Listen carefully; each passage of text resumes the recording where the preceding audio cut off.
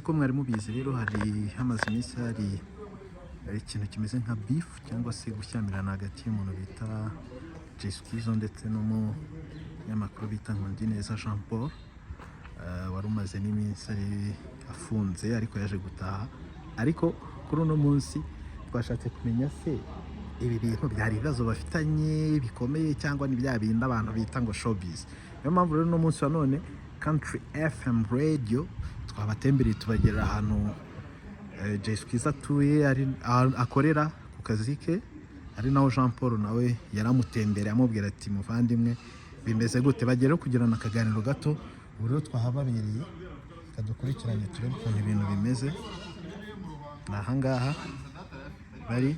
So tuributsa ko rero Squuezer nk'uko mwari musanzwe mubizi no umuntu ukunda kuba mu myidagaduro yo mu Rwanda, akunze kugira amagambo abenshi bamwe bavuga ngo yabasesereje, abandi bavuga ati n'urwenya barimo. So kugeza ubwo biragoye kumenya ngo isi icyo avuga akomeje ni iki nuko nguko. Ubwo rero akaba ariyo mpamvu no munsi ya none twavuze tutireka turebe. Jean Paul nawe n'umuntu muramuzi, n'umunyamakuru wagiye agaragara mu nkuru zikakaye cyane abantu nyamakuru benshi batamenyerewemo, cyane cyane inkuru z'ubutabera, gusesengura topic zikomeye. Ari mpamvu abantu nyine bagiye batamuvugaho rumwe. Ariko kuri uno munsi reka turebe, reka twumve ibyo bagiye kuganira. Ntekereza ko ikiganiro bari buze kugirana kiri aho kiri buze kuza gusiga ishusho y'uko aba bombi babanye. Ikiganiro kigiye gutangira, reka turebe ukuntu bimeze. Umwami w'abagore abanyarwanda kazi manje kubasuza mbifuriza amahoro y'Imana nyagasani gukomeza kubana namwe aho muherereye hose. Magingo aya ngaya ndi kumwe n'umuvandimwe bamwita Nkundineza Jean Paul. Komerekera Jean Paul. Neza vuze bigeza abakurikiye Nkundineza Jean Paul subiramo ikiganiro. Introduction ayisubire muri frame. So nibihe byiza ku bakurikiye Nkundineza Jean Paul TV. Ariko nabonye bavuze ngo ni ijambo sha.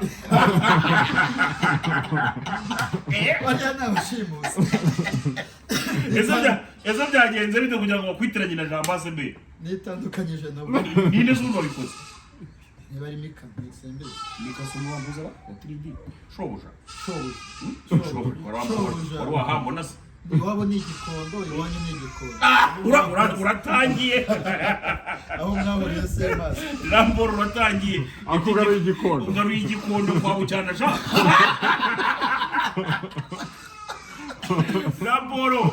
Ramboro niwe muntu kwisi ya rurema. Nari ntwaye imodoka hari nka saa 7 z'amanywa mvuye gukarata sha. Na manager yanutse bikomeye cyane. Ngiye guhora mbona Jean Paul aravuga ati reba nk'agasuku we. Ngiyo murebye yigira nk'umuntu w'umwanaliste cyane. Ngiyo murebye mubonamo nka bya ngo bakombozi n'abasina abajideri n'ibiti byose. Azi bira bintu ubukibyiruko. Wabanza bemere ko babayeho. Babayeho cyane. Niba barabayeho ibi byabo bavuga ko batabayeho. Nyine nabona gufite amashagaga nk'ayabo. Koko se urumva ko ataciye. Iyi guhebeba ntabwo wanze kuyibaga tutarataha. Ambambasa. Ako Jambo ngewe nakubeshye. Iyo naburaga nawe gukora ibiganiro kenshi na kenshi nakunda kubona meze nkaho barimo agasamusa n'umukuntu. Ugora wankoye? Kandi nta n'inzoga.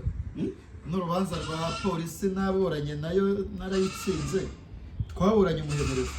Ejo urukiko rwemeza ko rwasanze nta mwinzoga. Ikintu umucamanza yemeje rero. Nta wundi wakivuguruye. Ntabwo yawe. Hano reba hano ku muntu byongera ubwa. Nizangumira muri dereza.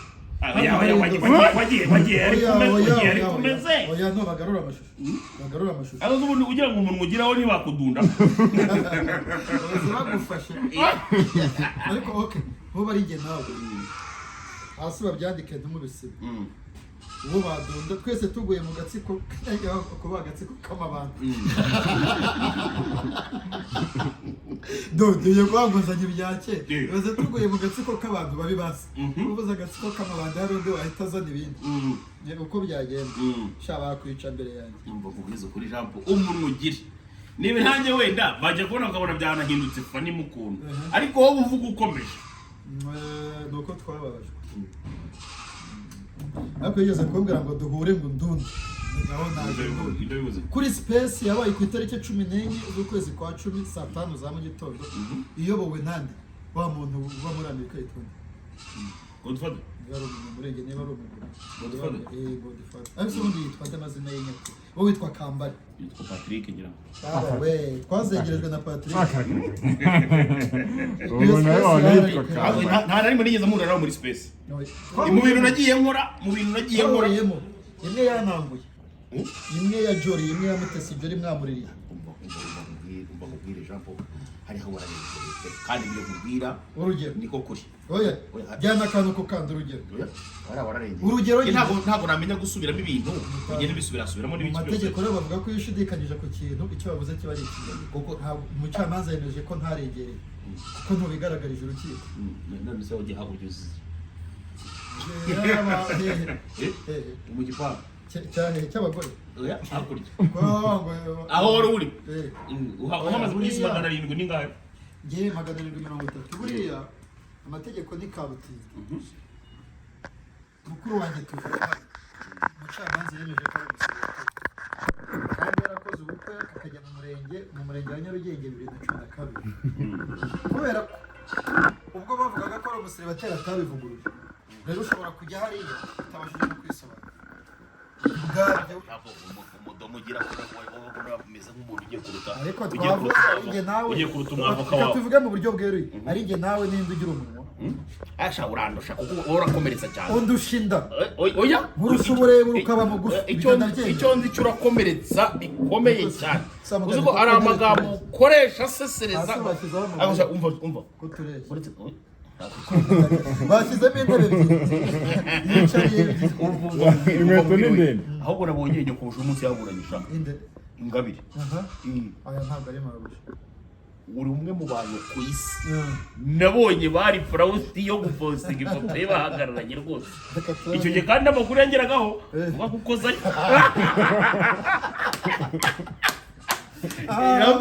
urashaka kubimenya rero ku itariki 15 z'ukwa 9 2018 uriya mugore yahawe imbabazi n'umukuru w'igihugu mu bara wa 200 harimo na Kizito Mihigo n'abandi icyo gihe hababariwe n'abakobwa benshi bakuyemo inda nk'umunyamakuru w'umwuga kosore ntabwo ndi piwa nikawoze mbwiye umunyamakuru ntabwo ari ibivuze urumva nyuma y'imyaka 2 nagiye kumusura kugira ngo ndebe ko usura nde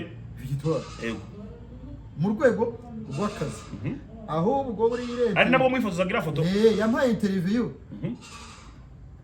bwa mbere nagiye kumusura sanga yasize amarangi y'icyatsi n'umweru mbanza gukora inkuru y'amabati n'igipangu arambwira ati okate televiziyo irapfuye kuko ishyaka rya mbere ryari rifite umutuku n'umweru ahari niba atari umutuku n'icyatsi noneho avuyemo niba yarasanze bararimwibye nk'uko batwibaza YouTube ahita ahindura ahashinga irindi ry'icyatsi n'umweru mpita nandika ntivu gitwari igipangu cyagisize icyatsi n'umweru ubwo abayovu mumumenye ni uwanyu kombi ni ishyaka ahita ambwira ati ya interview irahagaze sawa ndapushinga bukeye ama interview isanzwe ndibuka naraboje ntivubu leta iguhaye akazi wakora iki cyari ikiganiro gifunguye nyuma y'ikiganiro dufata ifoto nk'uko twayifashe urorogera waramwiteguye rwose n'agakora oya yibaza igiye kugira ngo uze undeba ni jezi ariko ugitwara umureba n'uvugisha ukuri abantu banzanye banshimuse iyo menya ko ari hasi nari kuza kandi urabazi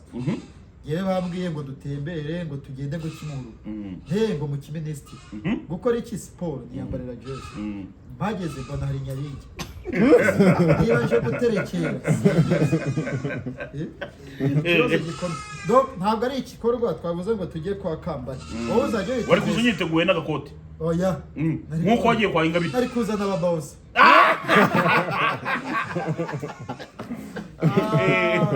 maze noneho uriya mugore ifoto izite ifoto twarigije gukora ikiganiro ajya ku ifoto ndayimuha rero iyo umusitari ubona akakwaka ifoto hari ubwo ugira ngo urakomeye ko bashyize ubuzima bwawe mu kaga. urakoze cyane nigeze kumukoraho ikiganiro wabaye umuntu wa mbere watereye hejuru ndetse hamwe n'undi muhungu narimo ndibuka izina rye bita Musana Jean-Luc mushuti wawe akadasohoka muterera hejuru muravuga ngo ndimo ndamuharasinga n'ibiki byose n'ibyo kandi mwabonaga waba wibuka buri muntu n'imvugo yakoresheje wowe niwe muntu wa mbere nibuka ibyo wavugaga icyo gihe wakomezaga kugaragaza ko ibyo mvuga nagakwiye kubifungirwa uri kumva ngo ndimo ndaharasinga witwa Ingabire Victoire wari wavuze ngo iki nari navuze ko witwa Ingabire Victoire ibintu arimo arakora ari ukugumura ibiki ibyo yavuga bivuge mu mazina yabyo ibyo Ingabire avuga urabizi nako urabiyobewe kare nakubwiraga ko ikintu ntungukamo ntakirere ariko wowe ufata umwanya wo kubyuka yavugaga iki wamusubije iki wowe nturumva Ingabire nka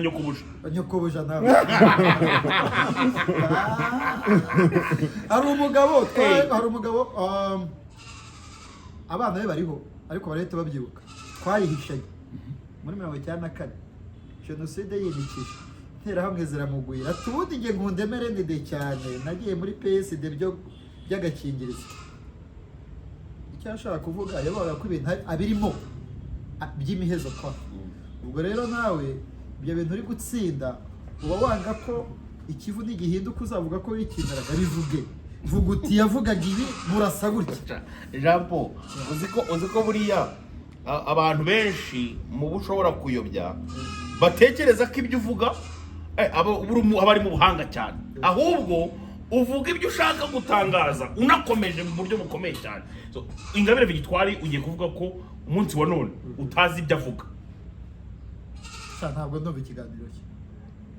Wajyaga kumwaka ibiganiro uretse gato wajyaga kumwaka ibiganiro nk'iki. No 2010 ni icyamamare kuri wowe mu biki 2010 yahanijwe ibyaha n'inkiko z'u Rwanda. Harimo ibyo byaha by'umutwe w'ikora n'umutwe w'iterabwoba ushaka guhirika ubutegetsi n'ibindi bikomoka ku magambo yavugiye ku Gisozi. Ayahereye reka nkuyobore avuye mu Buholandi ni naho yakoreye penalty. Interview ya mbere yakoreye ku Gisozi akinaniwe uba muri Amerika we yaravuye Burayi. Umuhungu kantu wese uterekamo shanga ngo akinaniwe. Yagombaga kuruhuka akamenya ikibuga ajemo. Arya niwe wanyise umuhamba sha. Dore ukuntu uri kuyobya abatureba. Ntabwo yagombaga kuva mu Buholandi ngo ajye kurwibutsa director. No. Nta muntu uje Burayi reka dewe kandi yaraje afite papa runaka ikimugenza. Kugera uyu munsi n'abantu none kabasha ngo akinaniwe. Kugera uyu munsi uzi ko mugirire impuhwe. Reka duhere kuri George Bush. None wayoboye Amerika aza mu Rwanda yaraje gusura ambasade nyuma ya saa sita ajya ku rwibutso saa 10 ajya kuri lise. Ntabwo yahereye ku rwibutso si uko ari bibi ariko we nk'umuheza nguni first of all Ingabire Victoire n'umuheza nguni mu nyungu ze runaka. Uragurikira kujya ku Gisozi akajya kuhatangira interview no gushinyagura. Uriya nashinyaguye rero ikiganiro kirangiye bivuze iki bishobora kurangira iki kiganiro kiri kurangira kibaye n'ibyaha nta kareta yare musugi yewe yarwana aho zindi umunyamakuru aguze ko abantu buretse gatoya mbabone ko ngiye kuvuga rino jambo uzi ko abanyamakuru mwe bamwita abo mwuga ba RMC ari namwe banyamakosa ba mbere uko icyambere na mbere cyo kwera ku karita mugira akenshi na kenshi mukunda ko akenshi na kenshi buretse gato nyine icyo cyo ni ikintu ushobora kugenda kujya ku printing ira karita ingana na perimi naga perimi ariko se buretse gato kwera ku karita mugira akenshi na kenshi mukunda kwitwaza ngo murabo ubose fata ku mavuta ntiyigira haryo bari nose Nkundineza mwicanye nayifite aryavuye oya buriya kwisa abanyamakuru bakomeye bose inkiko zibahamya gutangaza amakuru y'ibihugu baba batangaje biba ari ukubeshya se akenshi bari ukubeshya. None se ujya wumva ko nawe uriye Bekeni baramutsinze Bekeni watoje umusaza w'umuhanga wari kugira n'amayetereza ibaze ko waravuye imageragere ibaze ukivuye imageragere le même jour buretse gato ukivuye imageragere le même jour uhitube yabeshye wowe wahisuzu uhitube nibyo twavugaga uhise ubita icyo ashatse kubwira Bekeni baramubajije ngo ibitego watsinzwe urabyemera, tumusifuzi yabyemeye nanjye ndabyemera. Rero inkiko zarankatiye ndabyemera ariko bitavuze ko nemeraga icyaha. uretse ko ibyo ngibyo bivuze n'umuntu ukivayo uragira ngo ugiye mbere bivuge iki wowe uri umwe mu bantu batajya bemera ni nayo mpamvu kugororoka kwawe bizakunanira hano ve mwigororo ese wa mugani utangiye gukoresha za mvugo zawe ziremereye sayo magambo wajya kunterekeramo ariko rurimo ibikombe nk'ibyo muri centre de santé. umaze kubwira ako jambo umbabarira umugizi ukuri kugira ngo ujye kuntereka kwa Bucyana hajya wari waneretse ku gasongero nkutereka ku kirwa ako ntawe warampamije urajyana akeshabye korera ako ni Jaras wo kunteje muri minsi 3 ngo nkore ubukwe uhita uvuga ngo nishinga bire Victoire akoje ukoza amakuru mfite rwose ariko bivuge mu Kinyarwanda mfite umuntu ariko se ubirotse gato ijambo ryitwa jiji mfite umuntu amakuru yuko rwose wamutumikaga ahubwo rege rwanda ngingabira ryo ndirimbo ya Kofi ivuga ngo narageze ndaboza kugira ngo yayi ibintu byo gucumita wizanya gute